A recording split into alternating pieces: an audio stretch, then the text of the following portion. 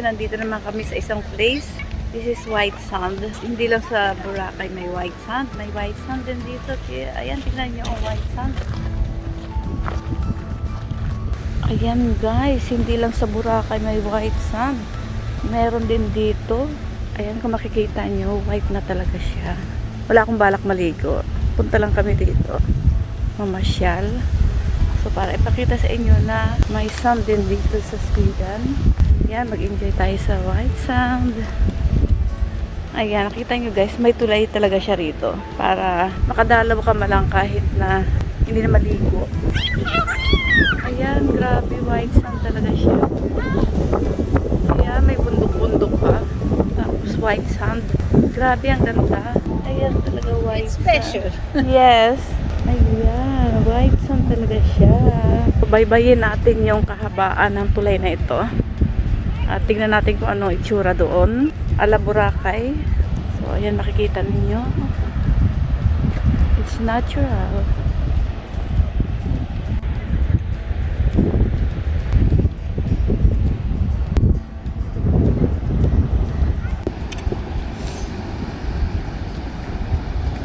Ayan. Ang ganda niya. White na white talaga. Like Boracay.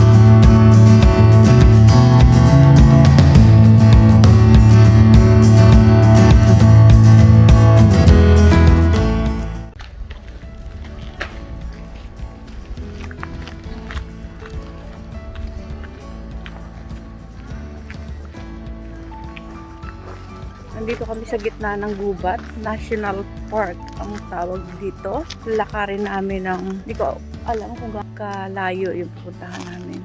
First time ko kasi dito. So, nasa gitna kami ng Gubat ngayon. Tingnan namin kung ano yung makikita dito sa National Park.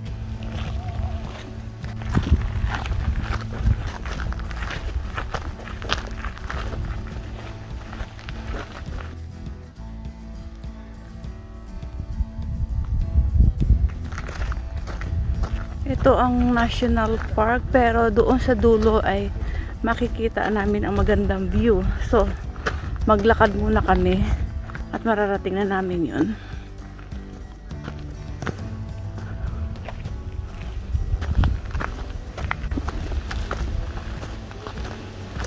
So, ayan, akyatin namin itong mabato na ito. Sana wag akong madapa.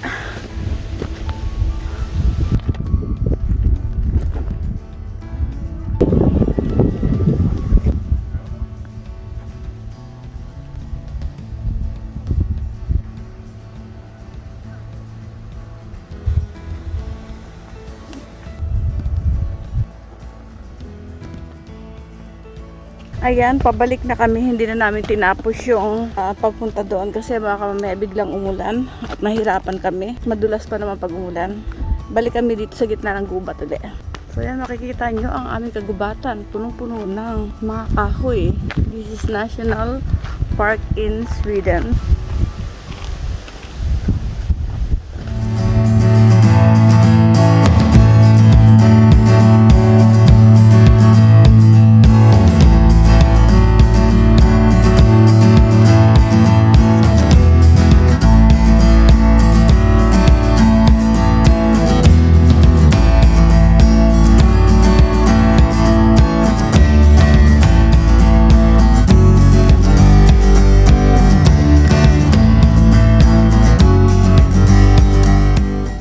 Yung aming hotel ngayon gabi. One night lang naman kami dito. Bukas ay transfer naman kami ng another hotel. Ayan ang CR. Ito ang aming hotel ngayong gabi. Ito ay pang third hotel namin. One night lang kami dito at bukas ay transfer another hotel ulit. Ayan ang hotel namin ngayon dito. Maganda rin. May coffee. It's my favorite in the evening to drink coffee. One night and tomorrow we leave here and transfer another hotel again.